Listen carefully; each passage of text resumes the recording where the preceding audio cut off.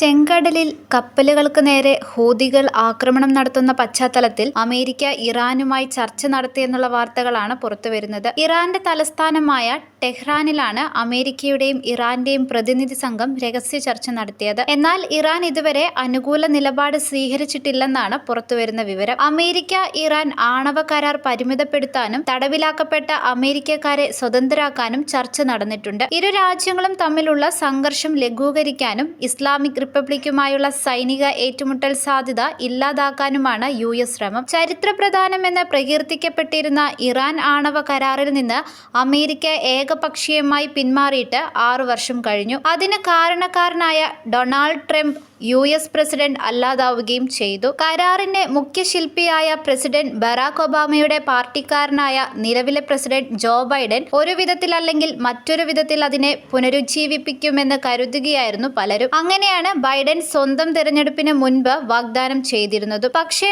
ആ വാക്ക് ഇതുവരെ പാലിക്കപ്പെട്ടില്ല. വീണ്ടും ഒരു അമേരിക്കൻ പ്രസിഡന്റ് തിരഞ്ഞെടുപ്പ് ആസന്നമായ സാഹചര്യത്തിലാണ് കരാർ വീണ്ടും ബൈഡൻ പൊടിതട്ടിയെടുത്തിരിക്കുന്നത്. കഴിഞ്ഞ ചില മാസങ്ങളായി അതിനുവേണ്ടിയുള്ള ചർച്ചകൾ രഹസ്യമായും തകൃതിയായും നടന്നുവരുന്നുവെന്നാണ് ഇപ്പോൾ പുറത്തു വന്നിട്ടുള്ള വിവരങ്ങൾ. ഗൾഫ് രാജ്യമായ ഒമാന്റെ മധ്യസ്ഥതയിൽ അതിന്റെ തലസ്ഥാനമായ മസ്കറ്റിൽ വെച്ചും അമേരിക്കയുടെയും ഇറാന്റെയും നയതന്ത്ര ഉദ്യോഗസ്ഥർ തമ്മിലുള്ള ചർച്ചകൾ നടന്നിരുന്നു. 2015 ആണവ കരാർ പുനഃസ്ഥാപിക്കുന്നതിനുള്ള 1 വർഷത്തിലേറെ നീണ്ട ചർച്ചകളുടെ പരാജയത്തിന് ശേഷം അമേരിക്കയും ഇറാനും തമ്മിലുള്ള നയതന്ത്ര ബന്ധം പുനഃസ്ഥാപിക്കുന്നതിന്റെ സൂചനയാണിതെന്നും അന്താരാഷ്ട്ര മാധ്യമങ്ങൾ റിപ്പോർട്ട് ചെയ്യുന്നുണ്ട്. കരാറിൽ ഒപ്പുവെക്കാത്തതിനെ തുടർന്ന് അമേരിക്ക ഏർപ്പെടുത്തിയ ഉപരോധങ്ങൾ രാജ്യത്തിന്റെ വികസനത്തെ പരിമിതപ്പെടുത്തിയെന്നാണ് ഇറാന്റെ വിലയിരുത്തൽ. അതേസമയം മധ്യപൂർവ്വ ദേശത്തിന്റെയും ഉത്തരാഫ്രിക്കയുടെയും കാര്യത്തിലുള്ള US കോർഡിനേറ്ററും US ദേശീയ സുരക്ഷാ സമിതിയിലെ അംഗവുമായ ബ്രെറ്റ് മഗുർക്കുമായി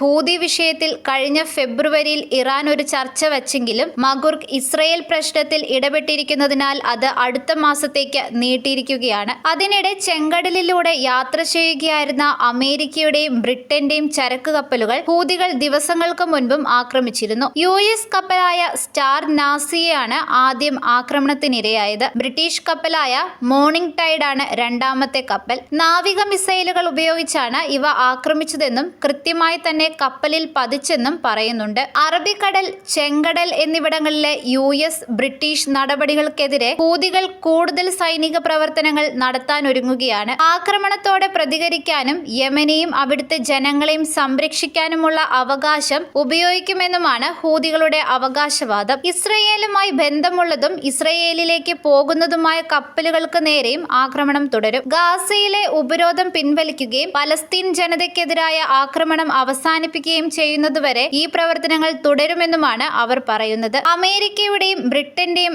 ആക്രമണങ്ങളെ അവഗണിച്ചുകൊണ്ടാണ് ഹൂതികൾ കപ്പലുകൾക്ക് നേരെ മിസൈലുകൾ തൊടുത്തുകൊണ്ടിരിക്കുന്നത്. ഏകദേശം 50ഓളം കപ്പലുകളാണ് ഇതുവരെ ആക്രമിച്ചത്. അതിനിടെയാണ് അനുനയ ചർച്ചയെന്ന നീക്കവുമായി അമേരിക്ക രംഗത്തെത്തിയിരിക്കുന്നത്.